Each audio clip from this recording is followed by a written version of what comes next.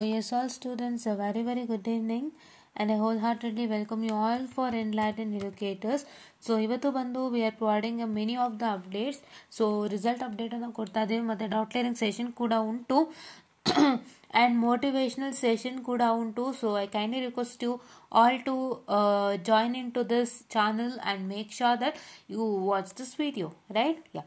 So, ಇವಾಗ announce ಆಗಿರುವಂಥ exam ರಿಸಲ್ಟ್ಸ್ಗಳು ಬಂದು ಒಂದು B third sem arrear results announce ಆಗಿದೆ. ಸೊ ದಯವಿಟ್ಟು ಚೆಕ್ ಮಾಡ್ಕೊಳ್ಳಿ ಥರ್ಡ್ ಸೆಮ್ ಅರಿಯರ್ಸು, ಓಕೆನಾ. ಆ್ಯಂಡ್ ನೆಕ್ಸ್ಟ್ ಯಾವ್ದು ಅನೌನ್ಸ್ ಆಗಿದೆಪ್ಪ ಅಂತ ಹೇಳಿದ್ರೆ B C A and B B C A first and second sem 2024 scheme announce ಆಗಿದೆ.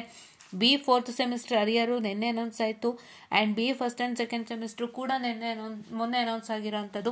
ಸೊ ಇಷ್ಟು ರಿಸಲ್ಟ್ಸ್ಗಳು ಈಗ ಕರೆಂಟ್ಲಿ ಅನೌನ್ಸ್ ಆಗಿದೆ. ಸೊ ದಯವಿಟ್ಟು ಚೆಕ್ ಮಾಡ್ಕೊಳ್ಳಿ. ಆ್ಯಂಡ್ ನೆಕ್ಸ್ಟ್ ಬಂದುಬಿಟ್ಟು ಡೌಟ್ ಕ್ಲಿಯರಿಂಗ್ ಸೆಷನಿಗೆ ಹೋಗೋಣ ಅಂತೆ.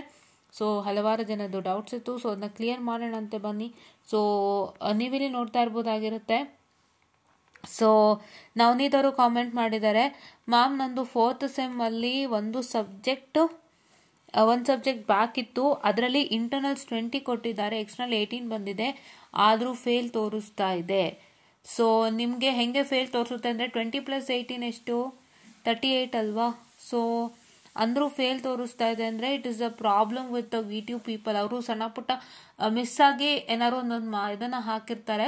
ಸೊ ಹಾಗಾಗಿ ಅದನ್ನ ಚೆಕ್ ಮಾಡ್ಕೊಳ್ಳಿ. ಆ್ಯಂಡ್ ನಮಗೆ ಗೊತ್ತಿರೋ ಪ್ರಕಾರ 21 ಮತ್ತು 22 ಏನು ಇಂಟರ್ನಲ್ ಪಾಸಿಂಗ್ ಮಾರ್ಕ್ಸ್ ಅನ್ನೋದು ನಾವು ಪೀರಿಯಡಲ್ಲಿ ನಾವು ಗಮನಿಸ್ಕೊಂಡು ಬಂದಿರೋ ಅಂಥದ್ದು, ಓಕೆನಾ.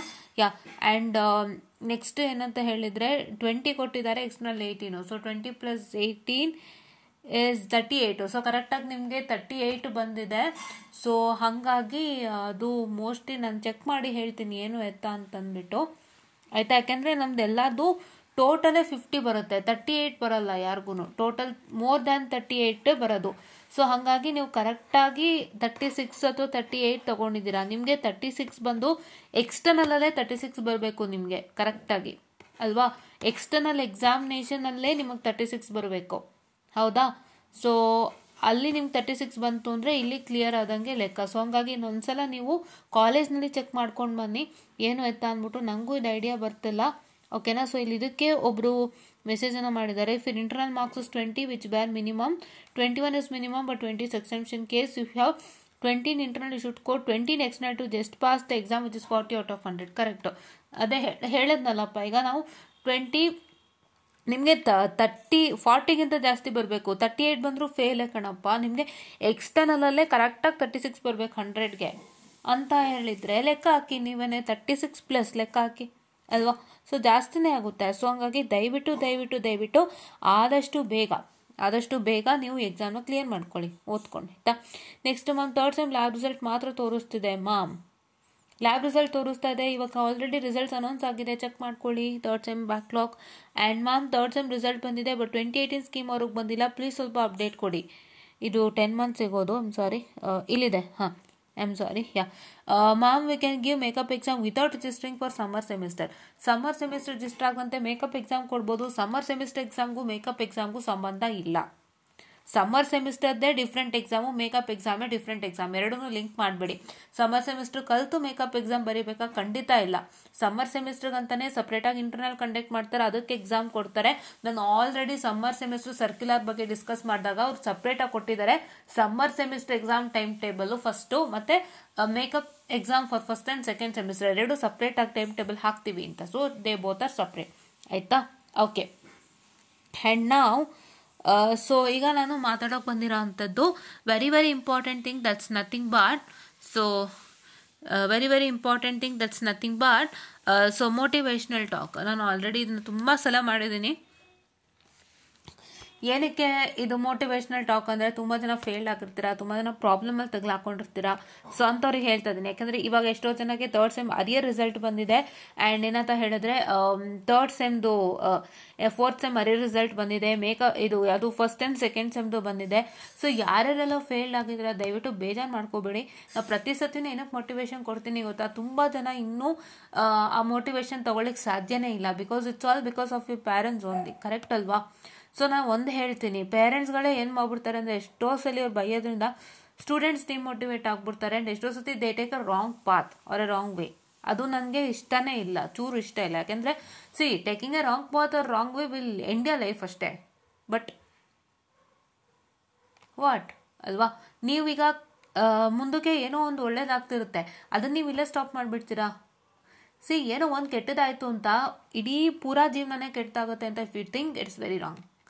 ಮುಂದಕ್ಕೊಂದು ಒಳ್ಳೇದು ಆಗುತ್ತೆ. ನೀವು ಮುಂದಕ್ಕಾಗೋ ಒಳ್ಳೇದಕ್ಕೋಸ್ಕರ ನೀವು ಮುಂದಕ್ಕಾಗೋ ಒಳ್ಳೇದ್ರ ಬಗ್ಗೆ ಯೋಚನೆ ಮಾಡೋಣ ಬಿಟ್ಬಿಟ್ಟು ಈಗ ಏನೋ ಒಂದು ಕೆಟ್ಟದಾಯಿತು ಅಂತ ಹೇಳಿ end your life the you are the loser.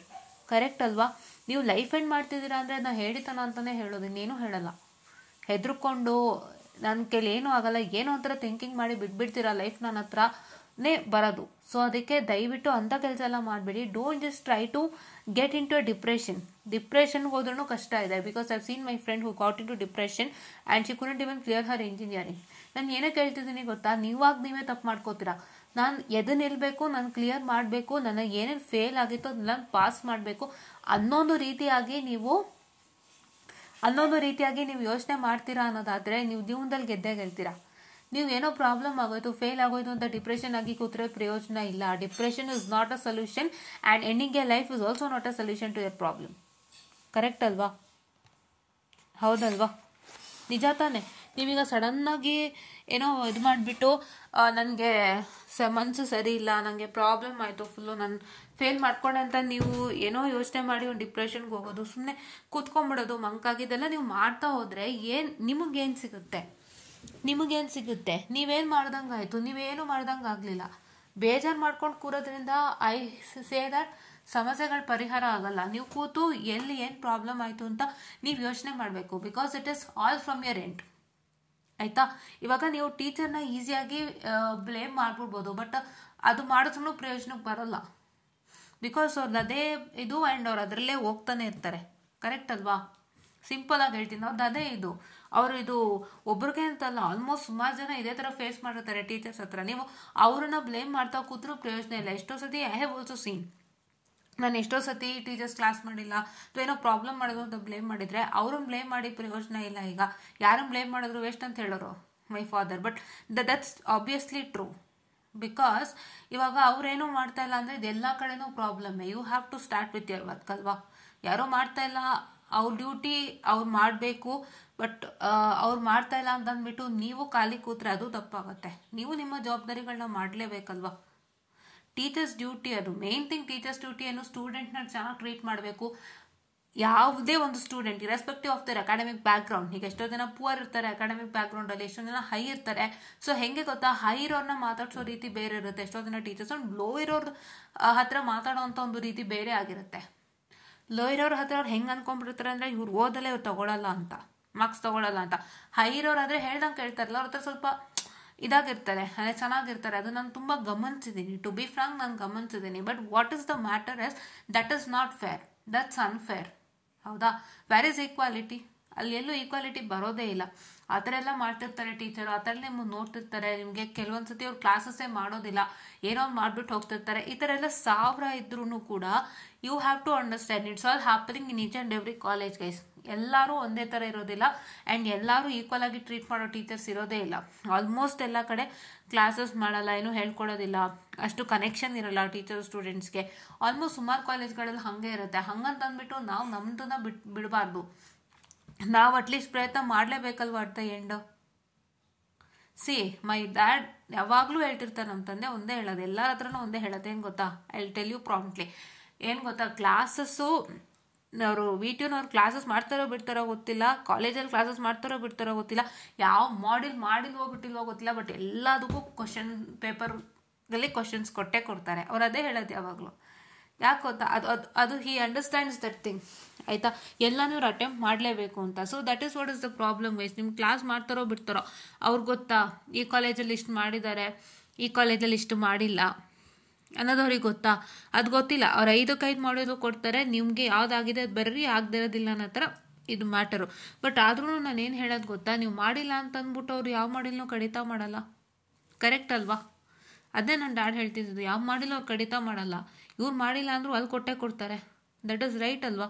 So ಹಾಗಾಗಿ ನೀವೇನು ಮಾಡಬೇಕು, ನಿಮ್ಮ ಎಫರ್ಟ್ಸ್ನ ಹಾಕಲೇಬೇಕು, ಏನಾರು ಒಂದು ಕಷ್ಟಪಡಲೇಬೇಕಲ್ವ ಅಟ್ಲೀಸ್ಟ್ ಟು ಕ್ರ್ಯಾಕ್. ಕರೆಕ್ಟ್? ಹೆಂಗಾದರೂ ಸರಿ ಎಲ್ಲಿಂದಾದರೂ ಸರಿ ಹುಡುಕ್ಬೇಕಲ್ವ, ಸಿಕ್ಕಿಲ್ಲ ಅಂದ್ರೂ. ಅದೇ ಮೇಯ್ನ್ ಚಾಲೆಂಜು ಗೈಸ್. ಅದನ್ನು ನೀವು ಆದಷ್ಟು ಮಾಡಬೇಕು. ಈಗ ನೀವು ಯಾರನ್ನ ಬ್ಲೇಮ್ ಮಾಡೋವಂಥ ಸಮಯನೂ ಅಲ್ಲ, ಅಥವಾ ನಿಮ್ಮನ್ನು ನೀವು ಕುಗ್ಗಿಸ್ಕೊಳ್ಳೋವಂಥ ಸಮಯನೂ ಅಲ್ಲ, ಅಥವಾ ನೀವು ಇನ್ಯಾನೋ ಬ್ಲೇಮ್ ಮಾಡ್ತಾ ಕೂತ್ಕೊಂಡು ಅವ್ರ ಕಡೆಯಿಂದ ನನಗೆ ಪ್ರಾಬ್ಲಮ್ ಆಯಿತು ಅಂತ ಹೇಳೋಂಥ ಸಮಯನೂ ಅಲ್ಲ. ಇದು ನಿಮ್ಮ ತಪ್ಪನ್ನು ತಿದ್ದುಕೊಳ್ಳೋವಂಥ ಸಮಯ. ಆ್ಯಂಡ್ ನಿಮ್ಮ ಕಡೆಯಿಂದ ಏನು ಪ್ರಾಬ್ಲಮ್ ಆಗಿತ್ತು, ಯಾಕಾಯಿತು, ಏನಾಯಿತು. ಇವಾಗ ಹೆಲ್ತ್ ಇಶ್ಯೂಸ್ ಬಿಟ್ಬಿಡಿ, ಬಿಕಾಸ್ ಹೆಲ್ತ್ ಇಶ್ಯೂಸ್ ಅಂದರೆ ಆ ಟೈಮಲ್ಲಿ ಏನೋ ಪ್ರಾಬ್ಲಮ್ ಆಗಿತ್ತು, ಹುಷಾರು ತಪ್ಪಿತ್ತು, ಬರೆಯೋಕ್ಕಾಗಿಲ್ಲ, ಅದು ಎಕ್ಸಂಪ್ಷನ್ ಅಂದ್ಕೊಳ್ಳೋಣ. ಬಿಕಾಸ್ ಹ್ಯೂಮನ್ಸ್ಗೂ ಒಂದು ಸ್ವಲ್ಪ ಇದು ಬೇಕಲ್ವಾ, ಒಂದು ಸ್ವಲ್ಪ ರೆಸ್ಟ್ ಬೇಕಾಗುತ್ತೆ, ಶಕ್ತಿ ಬೇಕಾಗುತ್ತೆ, ಆ್ಯಂಡ್ ಅವ್ರ ಹೆಲ್ತ್ಗೂ ತುಂಬ ಕೇರ್ ಕೊಡಬೇಕಾಗುತ್ತೆ. Because it's not that taking stress and writing your exam. ನೀವು ಎಷ್ಟು ಸ್ಟ್ರೆಸ್ ತೊಗೋತೀರಾ, ಎಷ್ಟು ಹಿಂಸೆ ತೊಗೋತೀರಾ, ಎಷ್ಟು ಏನಂತ ಹೇಳ್ತಾರೆ ವರ್ಕ್ ಜಾಸ್ತಿ ಮಾಡ್ತೀರಾ, ಅಷ್ಟು ನಿಮ್ಮ ಬ್ರೈನ್ಗೆ ಎಫೆಕ್ಟ್ ಆಗ್ತಿರುತ್ತೆ. And that brain will not take. ನೀವು ಬ್ರೈನ್ಗೆ ಯಾವತ್ತೂ ಕಾಮ್ನೆಸ್ ಕೊಡಬೇಕು, ಕೂಲ್ನೆಸ್ ಕೊಡಬೇಕು, ಆ್ಯಂಡ್ ನೀಟಾಗಿ ಹೋಗಬೇಕು. ಬ್ರೈನ್ಗೆ ಸ್ಟ್ರೆಸ್ ಕೊಟ್ಟು ಬ್ರೈನಿಗೆ ಹಿಂಸೆ ಆಗ್ಬಾರ್ದು, ಫಸ್ಟ್ ಥಿಂಗ್ ಅದು ಅಲ್ವಾ. ನಿಮ್ಮ ಬಾಡಿಗೂ ಸ್ಟ್ರೈನ್ ಆಗ್ಬೋದು, ನಿಮ್ಮ ಬಾಡಿಗೂ ಹಿಂಸೆ ಆಗ್ಬೋದು. That will lead to health issues, ಆಯಿತಾ. ಸೊ ಆ ಥರ ಎಲ್ಲ ಇದ್ದಾಗ ನಾವು ಎಕ್ಸಂಪ್ಷನ್ ಅಂತ ಕನ್ಸಿಡರ್ ಮಾಡ್ಬೋದು. ಬಿಕಾಸ್ ಹ್ಯೂಮನ್ಸ್ಗೂ ಕೂಡ ಒಂದು ಸ್ವಲ್ಪ ಫ್ರೀಡಮ್ ಅಂತ ಇರುತ್ತೆ ಹೆಲ್ತ್ ರಿಲೇಟೆಡು. ಸೊ ಅದು ಮೇನ್ ಓಕೆ. ಬಟ್ ಬೇರೆ ರೀಸನಿಂದ ನೀವೇನಾದ್ರು ಫೇಲ್ಡ್ ಆಗಿತ್ತು ಅಂದರೆ ದಯವಿಟ್ಟು ಅದನ್ನ ಫಸ್ಟ್ ಚೆಕ್ ಮಾಡ್ಕೊಳ್ಳಿ.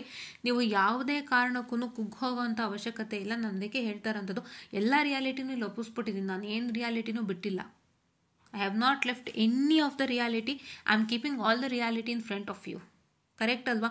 ವಿಡಿಯೋನವ್ರು ನೀವು ಯಾವುದು ಮಾಡಿಲ್ಲ ಅದಕ್ಕೆ ಕ್ವಶನ್ಸ್ ಕೊಡ್ತಾರೆ. ಏನಾದರೂ ನೀವು ಮಾಡಲೇಬೇಕು, it's all your duty, right. So ಹಂಗಾಗಿ ಇವಾಗ ನೀವು ಯಾವುದೇ ಥರ ಯೋಚನೆ ಮಾಡಿದಂತೆ ಫಸ್ಟು ಧೈರ್ಯ ತಂದ್ಕೊಳ್ಳಿ. ಮನೆಯವ್ರಿಗೂ ಒಪ್ಪಿಸಿ. ನಾನು ಇದಕ್ಕೆ ಇನ್ನೂ ಡೀಟೇಲ್ ವೀಡಿಯೋ ಮಾಡಿದ್ದೀನಿ last time. 3rd and 4th semester original results ಬಂತು ನೋಡಿ ಫ್ರೆಷರ್ಸ್ಗೆ. ಆವಾಗ ನಾನು ವೀಡಿಯೋ ಮಾಡಿದ್ದೆ. ಆ ವೀಡಿಯೋ ಮಾಡಬೇಕಾದ್ರೆ ನಾನು ಎಲ್ಲ ಡೀಟೇಲಾಗಿ ಹೇಳಿದ್ದೀನಿ. ನಾನು ಎಲ್ಲನೂ ಹೇಳ್ಬಿಟ್ಟಿದ್ದೀನಿ. ನಾನು ಆಲ್ಮೋಸ್ಟ್ ಆ ವಿಡಿಯೋನ ದಯವಿಟ್ಟು ವಾಚ್ ಮಾಡಿ.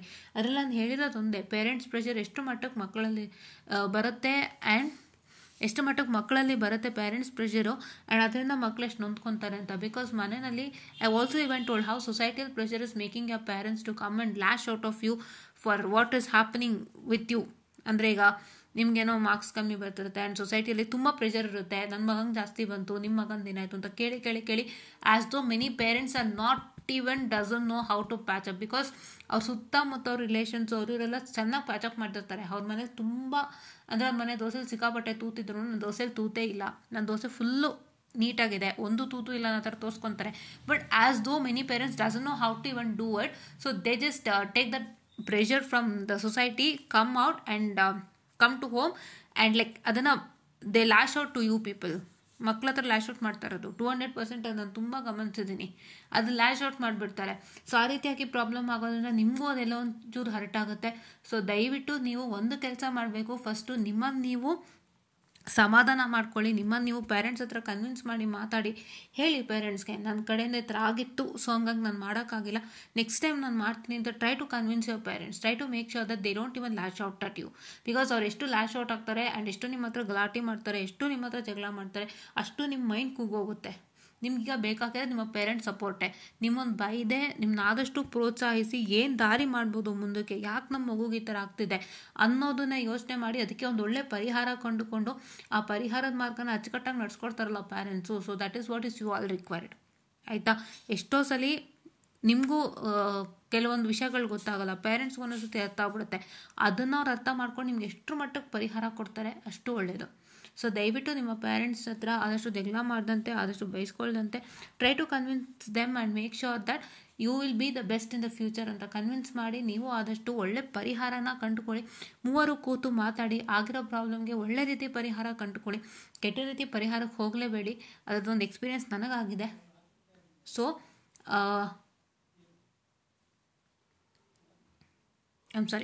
ಸೊ ಒಂದು ಕೆಟ್ಟ ರೀತಿಯಾದ ಒಂದು ಪರಿಹಾರ ತೊಗೊಂಡ್ರೆ ಏನಾಗುತ್ತೆ ಅನ್ನೋದು ಎಕ್ಸ್ಪೀರಿಯೆನ್ಸ್ ನನಗಾಗಿದೆ. ಸೊ ಆ ರೀತಿಯಾಗಿ ಬೇಡ, ಒಂದೊಳ್ಳೆ ರೀತಿ ಪರಿಹಾರ ಮಾಡ್ಕೊಳ್ಳಿ. ಆದಷ್ಟು ನಿಮ್ಮ ಕಾಲೇಜ್ಗೆ ವಾಪಸ್ ಹೋಗಿ. ಬಿಕಾಸ್ ನಿಮ್ಮ ಕಾಲೇಜಿನವರೇ ಏನಾರು ಒಂದು ದಾರಿ ತೋರಿಸ್ತಾರೆ. ಕಾಲೇಜು ನಾನು ಹೇಳಲೆ ಎಷ್ಟೊತ್ತು ಅವರು ಟೀಚರ್ಸ್ ಎಲ್ಲ ಹೇಗೆ ಏನು ಅಂತ, ಬಟ್ ಆದರೂ ಕೂಡ ನಿಮ್ಗೆ ಎಷ್ಟೋ ಸತಿ ಒಂದು ಪರಿಹಾರನ ಕೊಡ್ತಾರೆ. ಸೊ ಹಂಗಾಗಿ ಅದಕ್ಕೋಸ್ಕರ ಕಾಲೇಜಲ್ಲಿ ಹೋಗಿ ಮಾತಾಡಿ ಏನು ಪ್ರಾಬ್ಲಮ್ ಆಗಿತ್ತು ಕೇಳಿ. ಅದಕ್ಕೆ ಕಾಲೇಜ್ ಕಡೆಯಿಂದ ಏನಾದರೂ ಸಪೋರ್ಟ್ ಕೊಡ್ತಾರೆ ಅಂತ ಅನ್ನೋದಾದರೆ ಆ ಸಪೋರ್ಟ್ನ ತೊಗೊಂಡು ನಿಮ್ಮ ಸಬ್ಜೆಕ್ಟನ್ನು ಕ್ಲಿಯರ್ ಮಾಡ್ಕೊಳ್ಳಿ. ನಿಮ್ಮ ಪೇರೆಂಟ್ಸ್ಗೊಂದು ನಂಬಿಕೆನ ಹುಟ್ಟಾಕಿಲ್ಲ ಅಂದರೆ ದಿನ ನಿಮ್ಮ ಪೇರೆಂಟ್ಸ್ ಬೈಯೋದು, ನೀವು ಬೇಜಾರು ಮಾಡ್ಕೊಳ್ಳೋದು, and you don't get a very good environment to study also. That's 200% true, ಅಲ್ವಾ. ದಿನ ಅಪ್ಪ ಅಮ್ಮ ಬೈತಿದ್ರೆ ಫೇಲ್ಡ್ ಆಗೋದ, ಏನೂ ಮಾಡ್ತಾಯಿಲ್ಲ, ಅಥವಾ ಇವಳು ಫೇಲ್ಡ್ ಆಗೋದ್ಲು, ಏನೂ ಮಾಡ್ತಿಲ್ಲ, ಏನೂ ಓದ್ತಿಲ್ಲ, ಎಲ್ಲ ವೇಸ್ಟು ಅಂತ ದಿನ ಬೈತಿದ್ರೆ ಅದು ನಿಮಗೆ ಆ ಜಾಗದಲ್ಲಿ ಕೂತು ಓದೋಕ್ಕೂ ಮನಸ್ಸು ಬರಲ್ಲ. ಸೊ ದಯವಿಟ್ಟು ಒಂದನ್ನು ಅರ್ಥ ಮಾಡ್ಕೊಳ್ಳಿ, ನಿಮಗೆ ಮನಸ್ಥಿತಿ ಬೇಕು, ಸ್ಟ್ರೆಂತ್ ಬೇಕು ನಿಮಗೆ.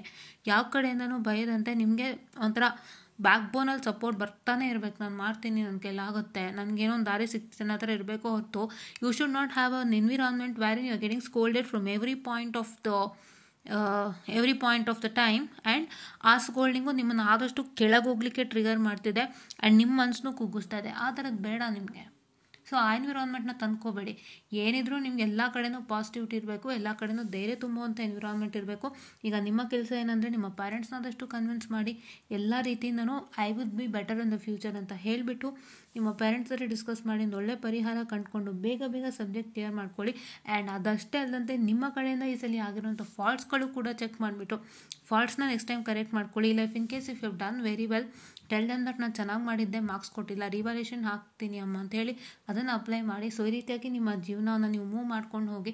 ಯಾವುದೇ ಕಾರಣಕ್ಕೂ ಬಯಸ್ಕೋಬೇಡಿ, ಯಾವುದೇ ಕಾರಣಕ್ಕೂ ಹಿಂಸೆ ಪಡಬೇಡಿ, ಯಾವುದೇ ಕಾರಣಕ್ಕೂ ನೋವು ಪಡಬೇಡಿ. ಯಾವುದೂ ಪರಿಹಾರ ಅಲ್ಲ.